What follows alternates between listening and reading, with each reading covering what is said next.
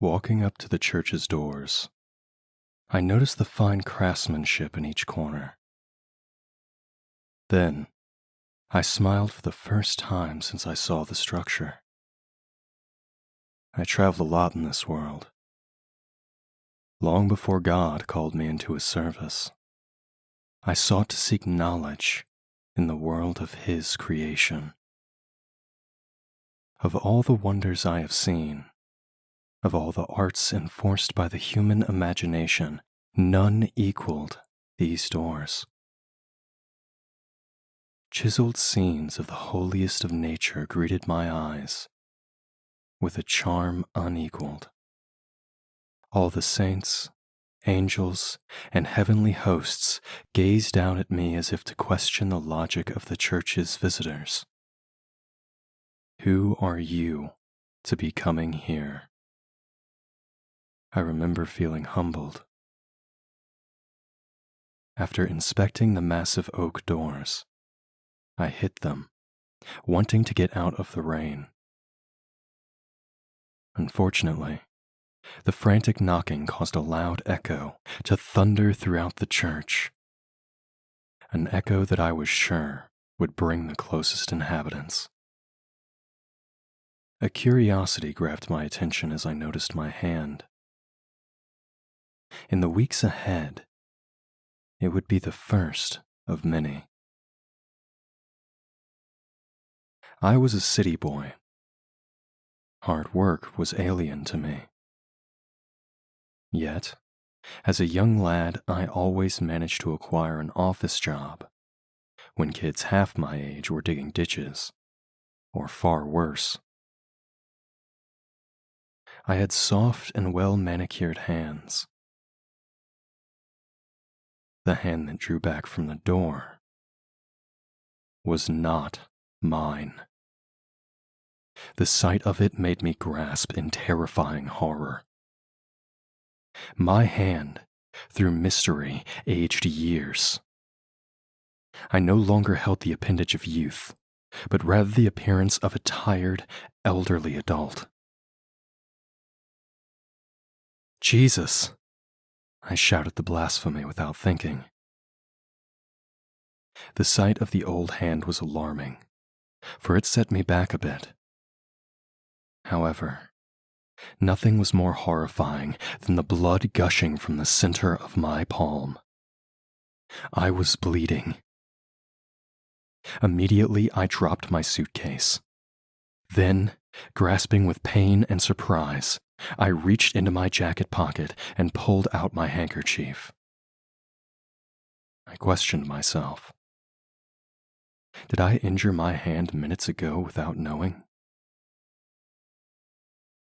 Inspecting carefully, I discovered that St. Christopher, near the center of the right door, was responsible for my wound. Holding a thorn-like staff, he pierced my skin without my even noticing. After successfully cleaning myself, I cleaned him. Again, with great caution, I hammered on the door.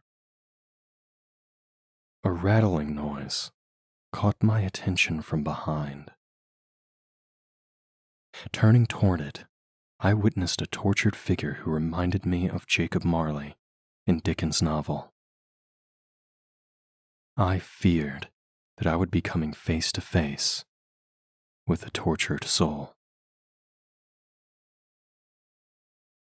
I did not find the vision Scrooge did, but discovering one just as horrifying. An old man, rummaging through a nearby trash can, noticed that he was in the presence of an audience. Stopping his trash collecting, he straightened and ran it through his flea-infested beard with a pot-marked hand, grimy from his chores.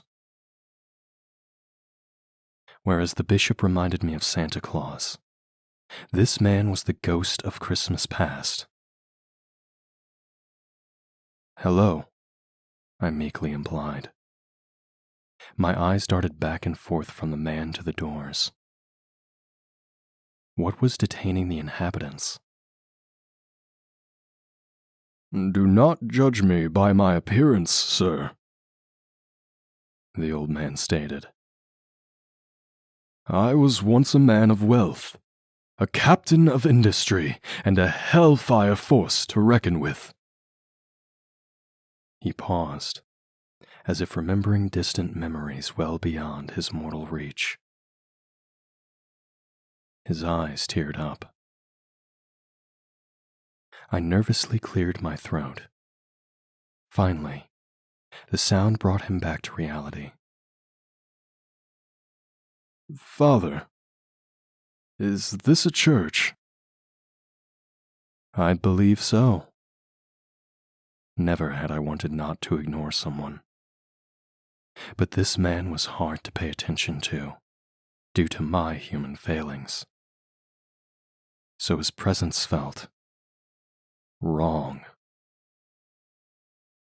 Holding his tattered jacket, which was at least 2 sizes too small, with one hand, the old man started to walk up to me. I remember walking backward, afraid of his encounter. His constitution was one of a man who had not eaten in days.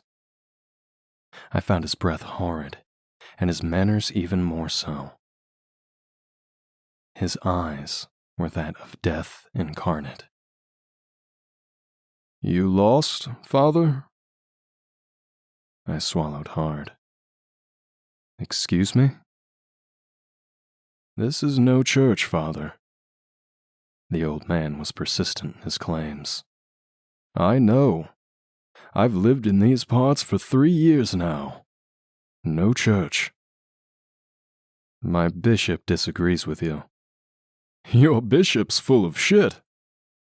He laughed. Try as I might, I could not get angry at this poor soul, for I knew that his hard life made him this way. However, I did take offense to his reference to my bishop's knowledge of his parish. The weight of my suitcase started to get to me, as I wished to clarify the matter. Putting it down, I turned to confront my confused friend. This most certainly is a church. I was blunt with my return. I am to be the new priest. If you wish, you can come to the first Mass. Fear flushed through the old man's cheeks.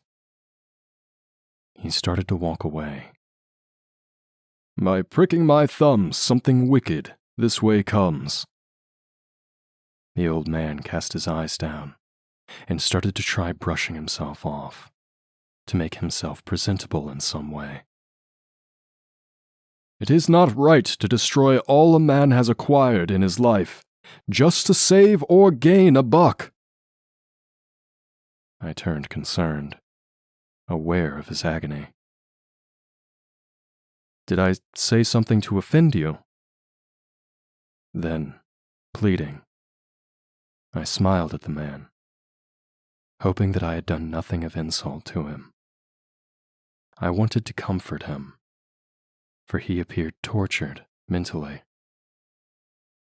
But for every step I took forward, he took 2 back. "There is death here."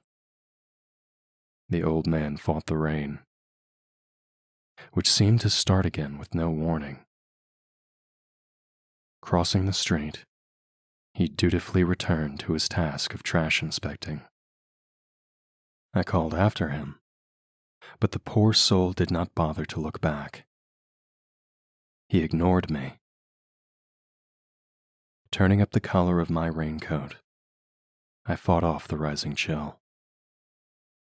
It was starting to show signs of early winter. From the door, I heard the sounds of approaching footsteps from within the church.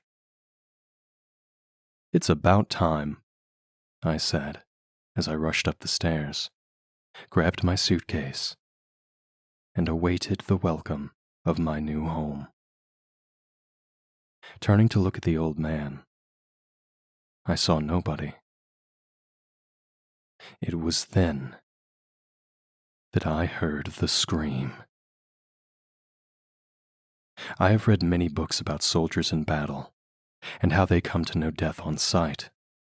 Being around it long enough makes them feel it when it is near.